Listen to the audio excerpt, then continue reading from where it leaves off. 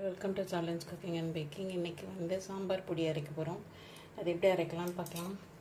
அதுக்கு ஒரு 50 கிராம் காஞ்ச மிளகா காம்பு எடுத்துகிட்டு வச்சுருக்கேன்.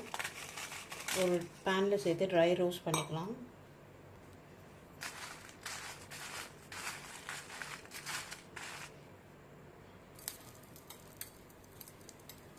மிளகா நல்லா வறுப்பட்டு வச்சு ஒரு பிளேட்டுக்கு மாற்றிக்கிட்டேன். இப்போ இது ஒரு 50 கிராம் தனியா, இதையும் நல்லா வறுத்துக்கலாம். இது நல்லா பொரிய ஆரம்பிச்சிருச்சு. இதையுமே பிளேட்டுக்கு மாற்றிக்கலாம். அதுக்கடுத்து ஒரு 20 கிராம் சீரகம், 10 கிராம் மிளகு சேர்த்துருக்கேன். இதையும் சேர்த்து நல்லா வறுத்துக்கலாம்.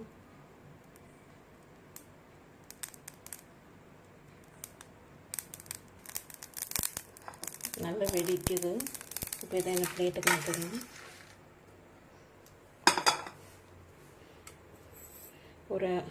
ஒரு டீஸ்பூன் அளவுக்கு வெந்தயம் எடுத்து வச்சுட்டேன், 5 கிராம். இதையுமே பொன்னிறமாக வச்சுக்கலாம். இது கருக்கிடாதீங்க, அப்புறம் கசக்கும். லைட்டாக கோல்டன் ப்ரௌன் கலர் வந்தோடனே இதை மாற்றிடலாம்.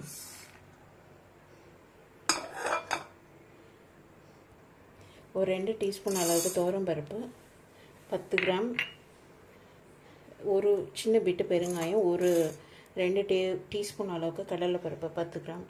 இதையுமே நல்லா பொன்னிறமாக வறுத்துக்கலாம்.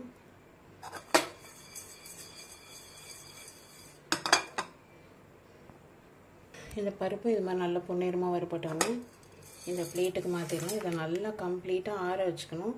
ஆறின பிறகு அரைக்கலாம்.